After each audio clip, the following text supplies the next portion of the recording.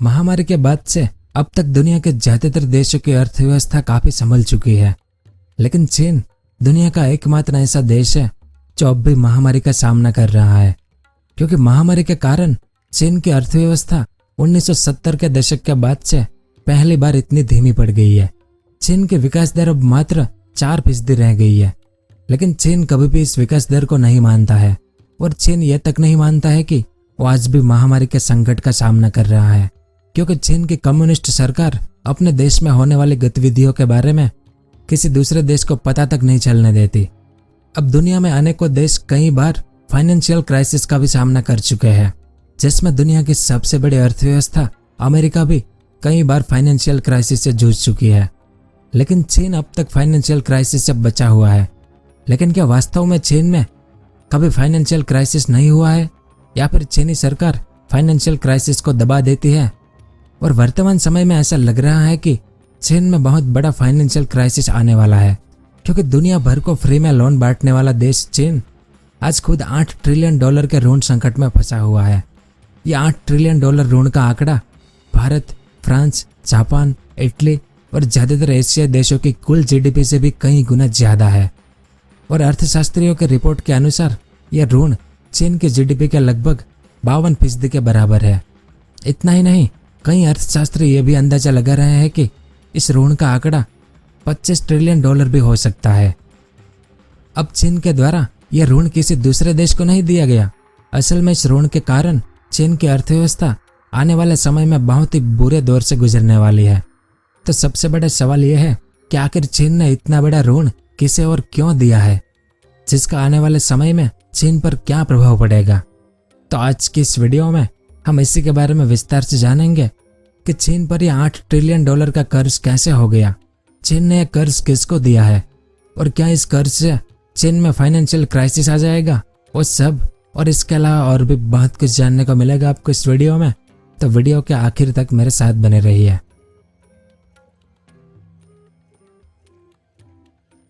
तो आज मौजूदा समय में चीन अपनी अर्थव्यवस्था के सबसे बुरे दौर से गुजर रहा है, क्योंकि चीन में पिछले महीने हीनान प्रांत के 4 बैंक और एक अनुई के पूर्वी प्रांत का बैंक भी दिवालिया घोषित हुआ है। इस कारण चीन के इन शहरों के लाखों लोगों का पैसा अटक गया है। और इस समस्या के अलावा चीन की सबसे बड़ी समस्या उसका $8 ट्रिलियन या उससे अधिक का ऋण है, जो ऋण चीन ने किसी दूसरे देश को नहीं, बल्कि यह ऋण चीन ने अपने ही लोकल गवर्नमेंट को दिया है। अब चीन की लोकल गवर्नमेंट यानी चीन के शहरों की सरकार है, यानी एक तरह से म्यूनिसिपल कॉरपोरेशन को। अब चीन के शहर अर्थव्यवस्था के मामले में दुनिया के सबसे अच्छे शहर माने जाते हैं, क्योंकि चीन के शहर केंद्र सरकार से पैसा देने की बजाय अपने शहर के विकास के लिए खुद ही पैसों का बंदोबस्त करते हैं। क्योंकि उनके शहर अपने लोगों से मिलने वाले टैक्स कलेक्शन के जरिए इंफ्रास्ट्रक्चर जैसे रेल लाइन, ब्रिज, सड़कें, पार्क, मेट्रो लाइन आदि का विकास करते हैं। क्योंकि चीन के शहरों को चीन की केंद्र सरकार के जरिए कोई भी निवेश नहीं मिलता है, इस कारण उनके शहर अपने विकसित किए गए इंफ्रास्ट्रक्चर के टैक्स कलेक्शन के जरिए ही अपने शहरों का विकास करते हैं। साथ ही इंफ्रास्ट्रक्चर के विकास के लिए भी इन शहरी सरकारों को केंद्र सरकार से सीधा ऋण नहीं मिलता है। तो चीन की लोकल गवर्नमेंट यानी शहरी सरकारों को लोकल गवर्नमेंट फाइनेंशियल व्हीकल यानी LGFV के द्वारा ऋण दिया जाता है।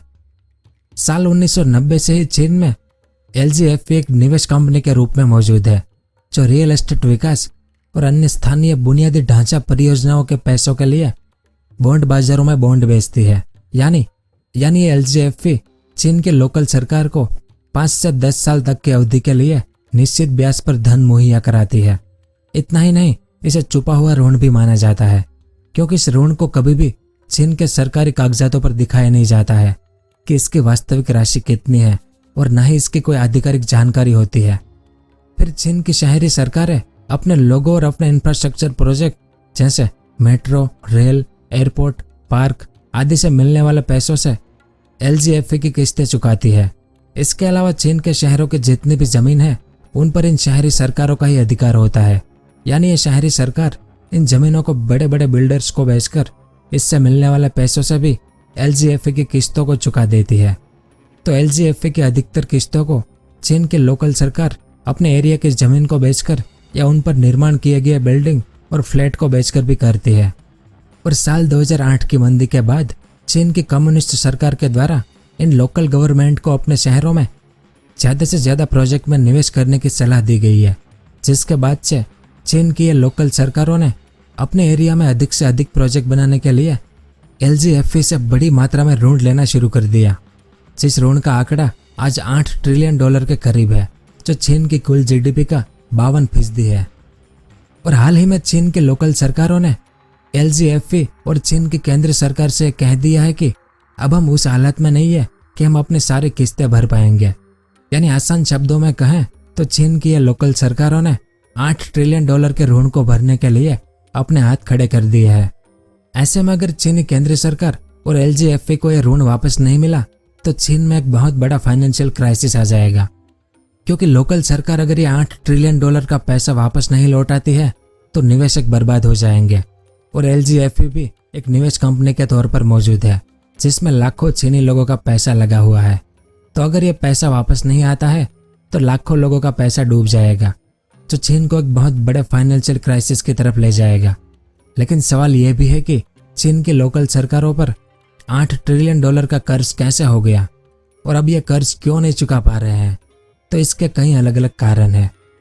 जैसे चीन की लोकल सरकार पर $8 ट्रिलियन के कर्ज का सबसे बड़ा कारण चीन की कम्युनिस्ट सरकार खुद है, क्योंकि साल 2008 में आई आर्थिक मंदी के बाद चीन की कम्युनिस्ट पार्टी ने लगातार इंफ्रास्ट्रक्चर प्रोजेक्ट को बढ़ाने की नीति अपनाई।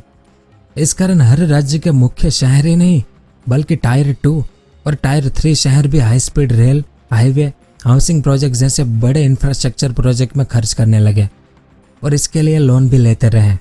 लेकिन 2019 में आई महामारी से उनकी सारी व्यवस्थाएं हिल गई और ऊपर से चीन की कम्युनिस्ट सरकार ने जिस तरह चीन में जीरो कोविड पॉलिसी के तहत सख्ती की थी, उससे अभी तक चीन की अर्थव्यवस्था उभर नहीं पाई है। और 2023 में भी चीन के कुछ शहरों में जीरो कोविड पॉलिसी अपनाई गई और पूरे शहरों को बंद कर दिया गया था। और चीन की इसी सख्त जीरो कोविड पॉलिसी का पालन करने में इन शहरी लोकल सरकारों ने अपनी सारी कमाई लॉकडाउन, टेस्टिंग और क्वारंटाइन को मैनेज करने में खर्च कर दी। एक अनुमान के मुताबिक चीन की शहरी सरकारों ने कोरोना को कंट्रोल करने के लिए $22 बिलियन खर्च कर दिए थे और ऊपर से इस लॉकडाउन के कारण उनके उद्योग धंधे भी बंद पड़े हुए थे। और अनियमित लॉकडाउन की वजह से डेवलपर्स ने भी जमीन खरीदने से हाथ पीछे खींच लिए। तो ऐसे सभी कारणों से शहरी सरकारों की कमाई काफी घट गई है। फिर चीन के शहरों की अर्थव्यवस्था के प्रभावित होने के कारण ये शहरी सरकारें अपनी लोन की किस्तें वापस LGFE को चुका नहीं पा रही है, क्योंकि चीन की लोकल सरकारों का अधिकतर रेवेन्यू जमीन और रियल एस्टेट से आता है। लेकिन पिछले कुछ सालों से चीन का रियल एस्टेट मंदी के दौर से गुजर रहा है। यानी चीन के शहरों का मुख्य रेवेन्यू रियल एस्टेट होने के कारण और रियल एस्टेट में मंदी आने के कारण चीन की लोकल सरकारें LGFE को अपनी किस्तें नहीं चुका पा रही है।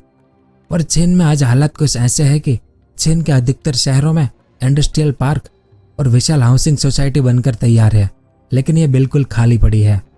और चीन की दूसरी सबसे बड़ी रियल एस्टेट कंपनी एवरग्रांडे करीब $304 अरब यानी 22 लाख करोड़ रुपए के भारी कर्ज में डूबी है, जो कंपनी जल्द ही दिवालिया भी घोषित हो सकती है।